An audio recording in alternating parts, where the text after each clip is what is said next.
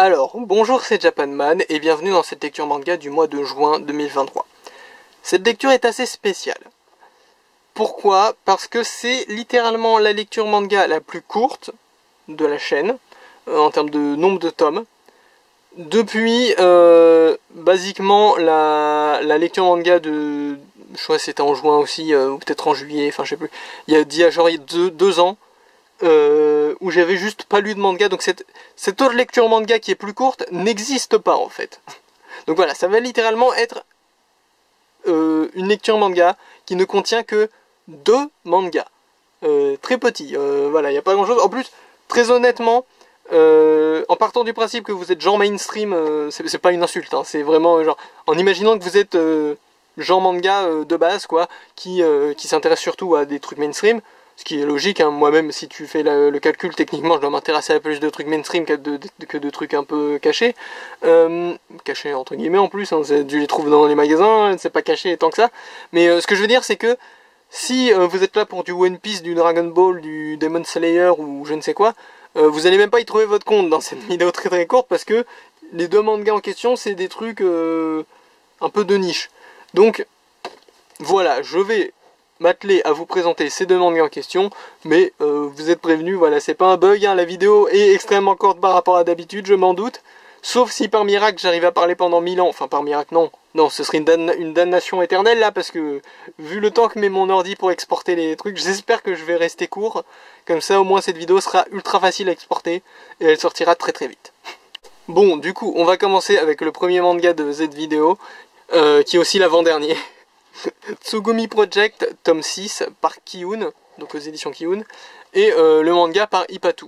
Alors Tsugumi Project, c'est encore une fois une série que j'ai commencé par hasard. Alors je vous ai toujours pas révélé, hein, non vous n'avez pas oublié, c'est juste moi qui ne vous ai toujours pas révélé quel était ce hasard qui m'a fait commencer Tsugumi Project, mais je ne vous le révèle pas encore une fois pour une bonne raison. Vous allez avoir une sacrée surprise. Enfin, ça dépend si ça vous intéresse, mais je pense que vous allez avoir une sacrée surprise le jour où je vais enfin vous révéler pourquoi j'ai commencé Tsugumi Project, un truc assez inédit que je pense que vous n'avez pas trop vu sur internet. Donc, Tsugumi Project, tome 6, qui est donc la suite de Tsugumi Project tome 5, et qui lui-même est la suite de Tsugumi Project tome 4.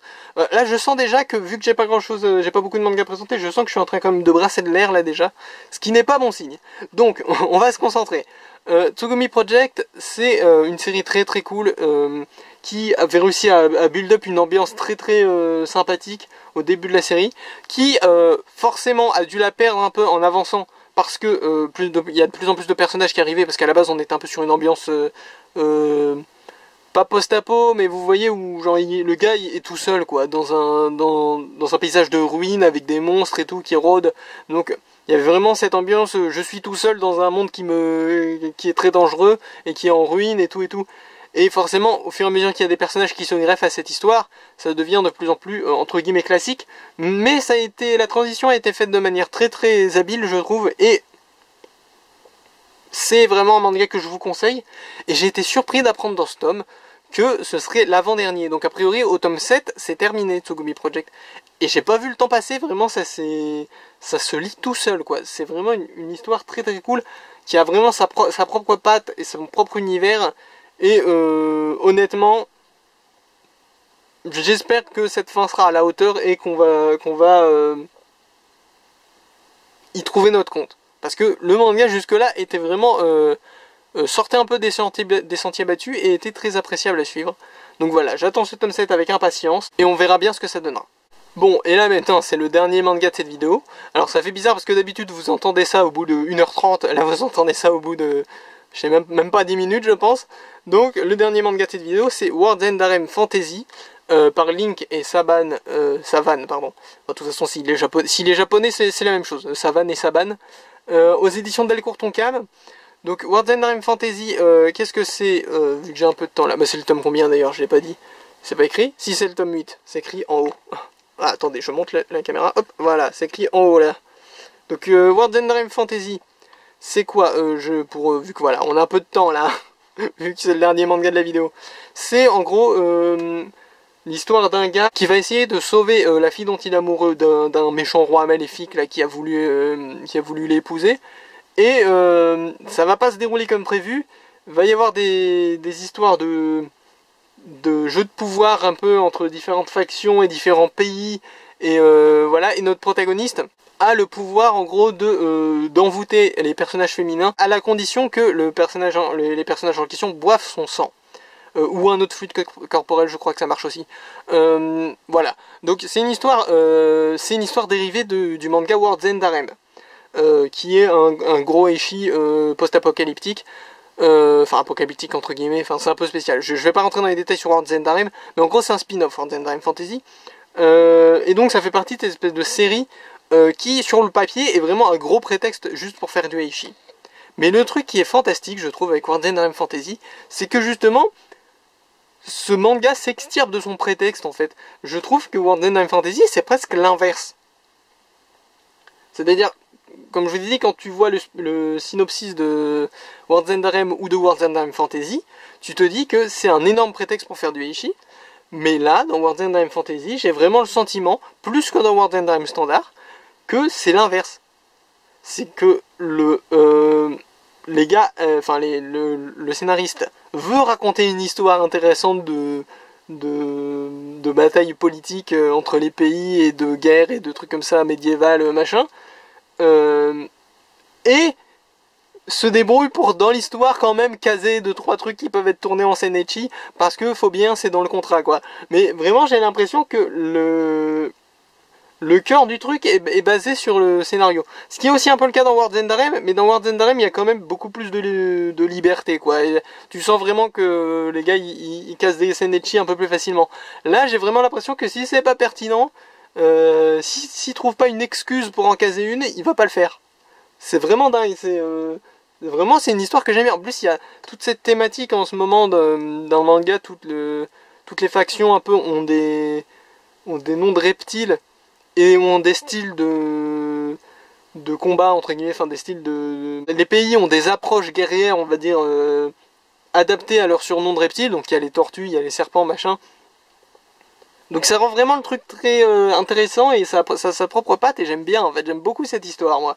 Et en plus de ça là il y a une sorte de twist où le pouvoir de notre héros se retourne un peu contre lui, c'est vraiment très cool. World's End Harem Fantasy, moi je suis super emballé. Je veux connaître le fin mot de l'histoire, je veux voir comment ça évolue parce que il y a vraiment des développements qui me plaisent très sincèrement là dans le scénario et dans comment ça se goupille. D'autant qu'en plus le tome d'avant on n'était pas sûr de comment ça allait évoluer parce qu'il s'était passé un gros truc déjà qui ne s'est pas passé comme prévu. Et voilà, franchement World's End Harem Fantasy World's End Harem c'était plutôt une bonne surprise même si ça a évolué et ça a changé un peu de cap plusieurs fois, mais World's End Harem Fantasy pour le coup c'est vraiment sympa. Je pense que si vous n'aimez pas, alors si vous n'aimez vraiment pas le eishi c'est mort hein, mais je pense que si vous n'êtes pas trop là pour le eishi mais vraiment juste pour la fantasy, ça peut vous plaire quand même. Alors que vraiment ça sonne comme un gros prétexte au eishi hein, le scénario de base hein. Donc vraiment World's End Harem Fantasy très bonne surprise sur comment ça évolue. Alors concernant le coup de cœur du mois, il y a littéralement que 2 concurrents. Alors je sais pas lequel je vais choisir en vrai. Parce que en fait à la base, avant de commencer la vidéo, dans ma tête je m'étais dit ouais, bah ça va être Tsugumi Project quoi. Parce que bah, c'est entre guillemets le plus sérieux des deux et en plus ça s'approche de sa fin et puis c'est vraiment une série que j'ai beaucoup aimée. Mais en faisant toutes ces louanges à World's End Harem Fantasy, je me mets à douter en fait. Je me mets à me dire est-ce que je donnerais pas le coup de cœur du mois à World's End Harem Fantasy.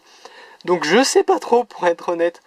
On va dire que étant donné que World's End Harem Fantasy ça va être là pour, je pense qu'il y a encore un petit paquet de tomes quand même, et que ça reste quand même à la base de chez la base une excuse au eishi, il y a, on va dire que ça peut encore s'améliorer.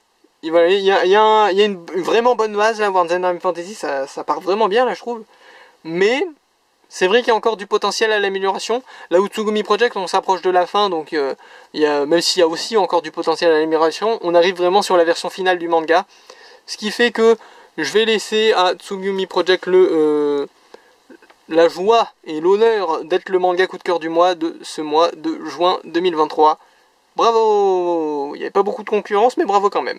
Bon, alors, avec seulement 2 mangas, l'image de fin là, de l'outro, où je mets les mangas, où j'empile les mangas, paraît drôlement différente de d'habitude. Hein. D'habitude, il y a des gros tas de mangas. Là, il y a vraiment juste 2 mangas. Il n'empêche que c'était une lecture du mois qui avait le mérite d'être très rapide à faire. Hein, et je pense qu'elle avait aussi le mérite d'être un peu originale parce que, honnêtement, c'est pas forcément les deux... Si quelqu'un vous dit que j'ai lu que 2 mangas ce mois-ci, c'est pas forcément les 2 mangas auxquels vous pensez, je pense. Hein. Donc voilà, quoi qu'il en soit, c'est le hasard des pioches dans ma pile de lecture et des achats sur ce qu'il y a disponible ou pas et le timing et tout qui a fait que on est sur cette lecture du mois plutôt particulière hein, et la plus petite à ce jour de la chaîne, ce qui est quand même assez dingue. Alors, quand j'y réfléchis, peut-être qu'en termes de nombre de séries, on pourrait considérer que c'est celle sur Dragon Ball, la plus petite, entre guillemets. Mais en termes de nombre de tomes, c'est clairement pas le cas. Dragon Ball, j'avais lu tout le mois, quoi. Alors que là, Wonderland Fantasy et Tsugumi Project, je sais même plus pourquoi je les ai lus. Je crois que c'était au tout début du mois de juin, hein. Ça doit être ça, hein, non difficile à dire. Mais, quoi qu'il en soit, Wonderland Fantasy et Tsugumi Project, vous avez un peu le spotlight sur vous pour ce coup-ci. Profitez-en parce que je sais pas si ça va durer. Généralement, c'est peut-être pas les mangas que... Parce que c'est des mangas que vous avez déjà vu en vidéo, mais c'est peut-être pas ceux que vous reteniez. Là, vous allez peut-être les retenir un peu plus. Tant mieux pour eux. Mais quoi qu'il en soit, c'était la toute petite lecture manga du mois de juin 2023. C'était Japanman. A plus.